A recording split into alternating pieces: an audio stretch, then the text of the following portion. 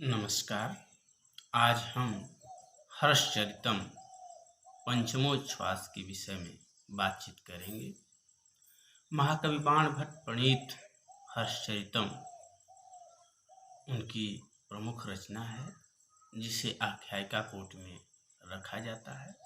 यद्यपि उनका प्रसिद्ध ग्रंथ कादम्बरी भी है, लेकिन आज हम हर्षचरित के पंचमोच्छ्वास के विषय में बातचीत करेंगे। इस पंचमोच्छ्वास का नाम है महाराज मरण वर्णनम।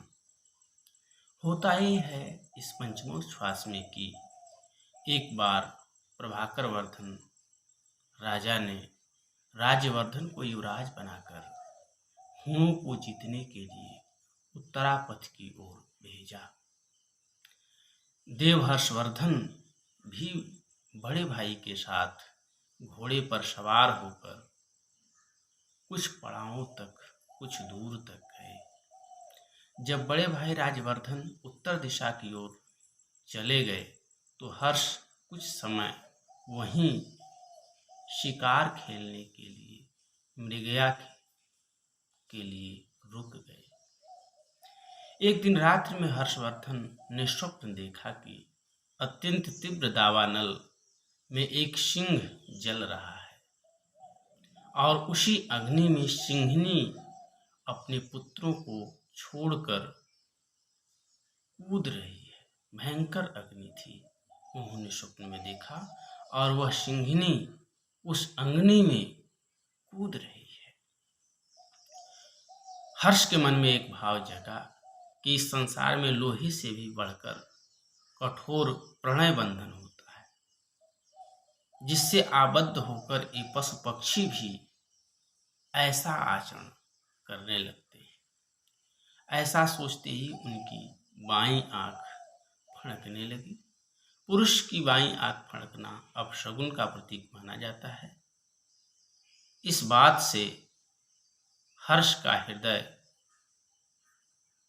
चिंता से आबद्ध हो गया, वे चिंतित हो गए। उनका हृदय शून्य हो गया।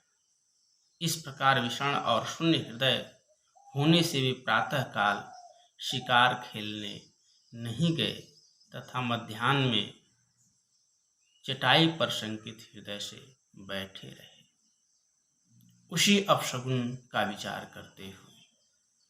इसी बीच एक कुरंगक नामक लेखहारक उनके पास आता है तथा उसने प्रणाम करके अपने शुष्क मुख से ही अपने हृदयस्थ दुख को सूचित करते हुए उन्हें एक पत्र समर्पित करता है, देता है। उस पत्र को लेकर देवहर्ष स्वयं पढ़े। पत्र की बात जानकर उन्होंने लेखहारक से पूछा कि पिताजी को कौन सी बीमारी हो गई है, उन्हें क्या समस्या है, उनके स्वास्थ्य की क्या स्थिति है। वह लेखहारक कुरंगक उत्तर देता है, दाह ज्वर। उस समय ज्वर की बड़ी समस्याएं होती थीं। दाह ज्वर विशेष रूप से प्राण संकट का प्रतीक बन चुका था।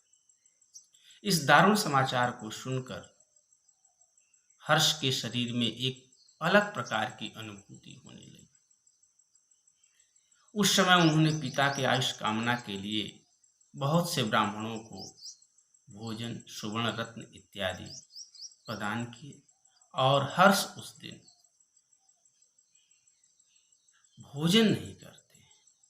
उनके मन में, उनके हृदय में इतना शोक व्याप्त हो गया था पिताजी के अस्वास्थ्य का समाचार सुन करके कि उन्हें कुछ अच्छा नहीं लगा।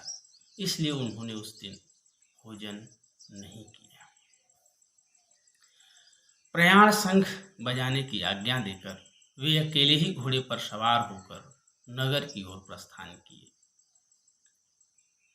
मार्ग में मिलने वाले बहुत से अपशगुनों का परवाह वे न करते हुए शंकित हृदय से रात दिन चलकर दूसरे दिन मध्याह्न काल में दोपहर के समय स्कंधावार पहुंचते हैं। नगर में प्रवेश करते ही उन्होंने यम पट्टिका द्वारा गाए जाते हुए एक श्लोक को सुना। तब क्रमशः राजद्वार पर आकर अंतःपुर से बाहर आते हुए सुषेण नाम के वैद्य कुमार से, जो कि वैद्यक शास्त्र का पारंगत विद्वान था, पिता के विषय में पूछा, पिता का समाचार पूछा कि सुषेण पिताजी का स्वास्थ्य कैसा है, कुछ सुधार हुआ या नहीं। वह सुषेण उत्तर देता है, कुमार, इस समय तो कुछ सुधार नहीं है। संभव है कुमार आपको देख करके उनके स्वास्थ्य में सुधार हो जाए। हर्ष भीतर प्रवेश करके देखते हैं कि उनकी माता यशोमती यह कहते हुए कि आर्यपुत्र क्या सो रहे हैं, तथा विषाद पूर्वक सभी अंगों में पंखा झलते हुए, साथ ही प्रबल दाह ज्वर से विकृति को प्राप्त होते हुए हर्ष ने महाराज को देखा। तीव्र दाह ज्वर के कारण उनकी शरीर की आकृति में एक अलग प्रकार की विकृति उत्पन्न हो गई थी। वह सौंदर्य, वह लावण्य, वह तेज महाराज प्रभाकर वर्धन के शरीर पर उस समय दृष्टिगोचर नहीं हो रही थी। राजा भी दूर से अपने छोटे पुत्र को आते हुए देखकर उसी अवस्था में, वत्स इधर आओ, इधर आओ कहते हुए अपनी भुजाओं को फैलाकर आधे शरीर से अपने बिछौने से उठने का प्रयास करने लगे। फिर कंपित हाथों से उनके सर्वांग को स्पर्श करते हुए बोले, पुत्र बड़े दुर्बल हो गए।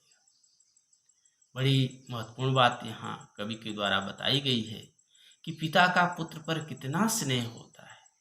महाराज स्वयं तीव्र दाह ज्वर से पीड़ित हैं, लेकिन हर्ष को देखते ही, हर्ष का स्पर्श करते ही वे कहते हैं, बेटा बहुत दुर्बल हो गए।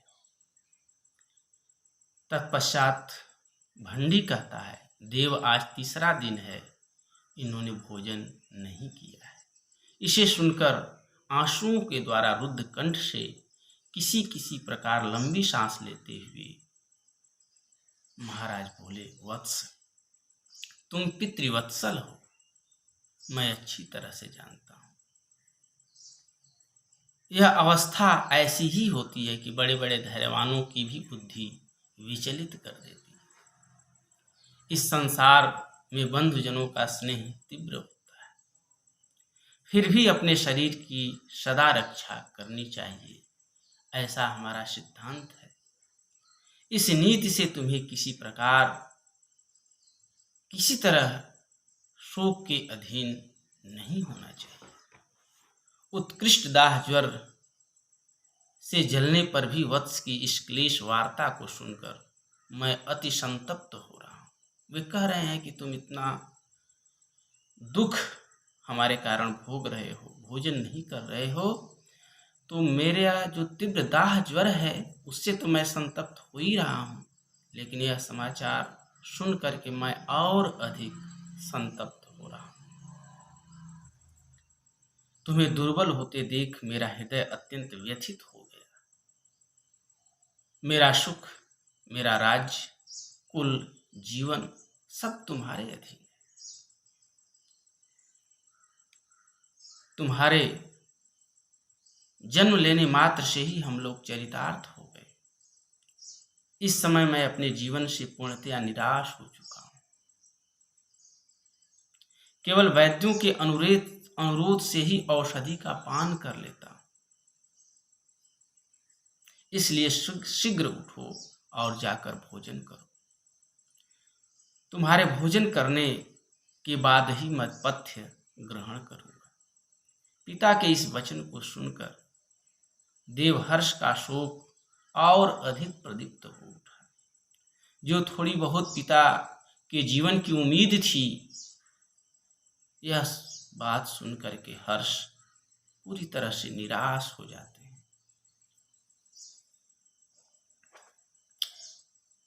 क्षण भर वहां वे रुके। पुनः पिता के द्वारा भोजन किए जाने का आदेश दिए जाने पर पिता के धवल गृह से उतरे और सोचने लगे कि कुछ समय में ही महान अनर्थ वज्रपात के सदृश आ पड़ा है। इस समय क्या करना चाहिए, यह सब हर्ष विचार करने लगे। तब उन्होंने जाकर किसी तरह 2-4 ग्रास ग्रहण किया और पिता के समीप पुनः आ पहुंचे। वहां पर पिता की अत्यंत शोचनीय अवस्था में उनके प्रलापों को सुनते हुए तथा उनकी विकृत दशा को देखते हुए पूरी रात्रि जागते ही हर्ष व्यतीत करते, पूरा रात जागरण करते। प्रातः काल ही बड़े भाई राज्यवर्धन को बुलाने के लिए हर्ष दूत भेजते हैं। उनके बड़े भाई उस समय नहीं पहुंच सके थे, तो उन्होंने तुरंत दूत की व्यवस्था करते हैं कि जाओ बड़े भाई को यह संदेश दो कि पिताजी का स्वास्थ्य ठीक नहीं। तत्पश्चात दूसरे दिन कुमार हर्ष कहाँ है, यह कहती हुई रानी यशोमती प्रतिहारी वेला ने हर्ष से आकर निवेदन किया, कुमार रक्षा करो, कुमार रक्षा करो। पति के जीवित रहते ही माताजी कुछ करना चाहती। सती की बात है, उस समय सती प्रथा अपने चरमोत्कर्ष पर थी। इसे सुनकर हर्ष शीघ्रतापूर्वक अंतःपुर जाते हैं और मरने के लिए तैयार माता को देखते हैं। दूर से ही वाष्पपूर्ण नयनों से आंसू बहाते हुए बोले, माता जी आप क्या करने जा रही हैं? प्रसन्न होइए और इस अमंगलपूर्ण कार्य से दूर हो जाए। ऐसा कहते हुए हर्ष माता श्री के चरणों में गिर पड़ते। इसके बाद जो राजमाता के द्वारा बात कही जाती है वह एक स्त्री जीवन के लिए बहुत महत्वपूर्ण रूप से सामने आती है। देवी कहती हैं, हर्ष को उठाते हुए आंखों से बार बार आंसू निकलने के कारण अवरुद्ध कंठ से बार बार सांस लेती हुई राजमाता बोली, वत्स तुम न तो अप्रिय हो और न निर्गुणी ही हो जिसे मैं तुम्हें छोड़ दूं। तुमने दूध के साथ ही मेरे हृदय का भी पान कर लिया है, परंतु मैं कुलवधू हूं, चरित्र संपन्ना हूं, साथ ही धर्मोज्वल वंश में पैदा हुई हूं। क्या तुम महावीर पुरुष प्रवर सिंह के समान अपने पिता की सिंहिनी की तरह मुझ राजमहिषी को नहीं जानते हो? वीर पुरुष की पत्नी, वीर पुरुष की माता, वीर पुरुष की कन्या मैं बिना विधवा ही मरना चाहती, अविधवा मरना चाहती, पति के सामने मरना चाहती। अधिक क्या कहना वत्स, केवल यश ही चिर स्थायी होता है, यह भौतिक शरीर नहीं। इसलिए तुम्हें मुझको इस कार्य से विरत नहीं करना चाहिए। क्या मैं ऐसी सौभाग्यवती होते हुए भी पति के विरहा नल में जलकर चीरकाल तक स्थित नहीं रह सकूंगी? अर्थात अवश्य रहूं। यह सही चिर स्थायी होता है।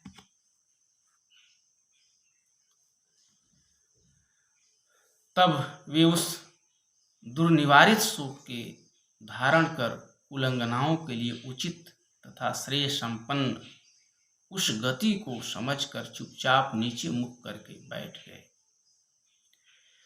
यशोवती भी पुत्र स्नेह से संयुक्त होकर पैदल ही अंतःपुर से बाहर निकलकर सरस्वती नदी के तट पर आकर चिता में प्रविष्ट हो गई। हर्ष भी माता की मृत्यु से विह्वल होकर पुनः पिता के समीप आए।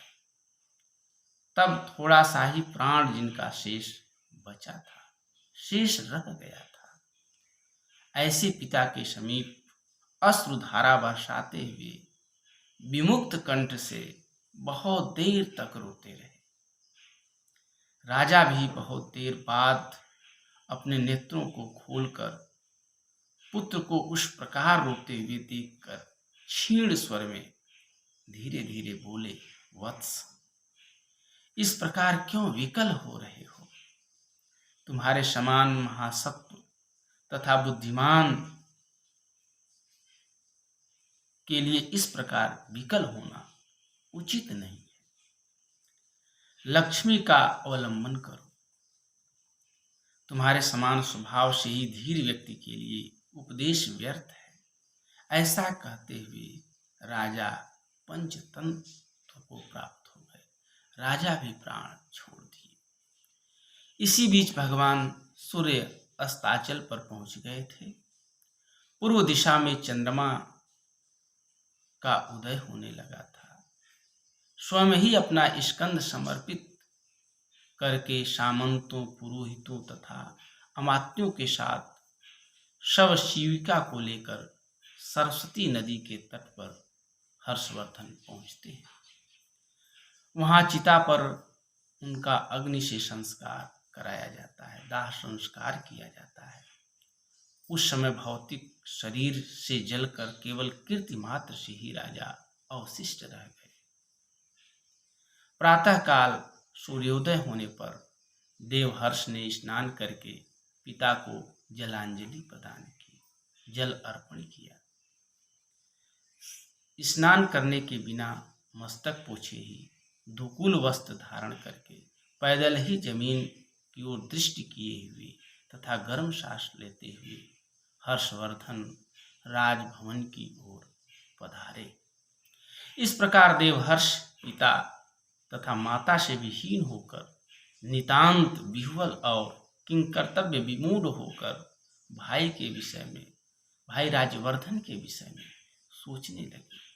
क्या भाई ने इस प्रकार के पिता के मरण विषयक महाप्रलय के सदृश समाचार को सुनकर धैर्य का परित्याग करके आंखों से आंसू बहाते हुए वन का आश्रय कर लिया? राजवर्धन अभी पहुंचे नहीं थे, तो इस तरह का वे विचार करने लगते हैं कि अभी तक आए नहीं, तो कहीं ऐसा तो नहीं है कि उन्होंने वन का आश्रय कर लिया, अथवा राजपद को छोड़ दिया, अथवा समीप आती हुई राजलक्ष्मी का आदर नहीं किया। आर्य अतीव पितृवत्सल है। बड़े भाई अतीव पितृवत्सल है। सर्वथा पिताजी की श्लाघा करते हुए मुझसे कहते थे, वत्स हर्ष, पिता के सदृश शरीर क्या किसी दूसरे की हुई है अथवा होगा? उनका ऐसा सुंदर मुख कमल, इस प्रकार भुजदंड है। पिताजी के सदृश वीर, दानवीर तथा मानी कौन दूसरा व्यक्ति है, अर्थात कोई नहीं है। ऐसी अनेक बातों को सोचते हुए भाई की आगमन की प्रतीक्षा करते हुए किसी प्रकार शोकपूर्ण हृदय से हर्षवर्धन स्थित रहने लगे। इस तरह से यह पंचमोच्छ्वास समाप्त होता है। धन्यवाद।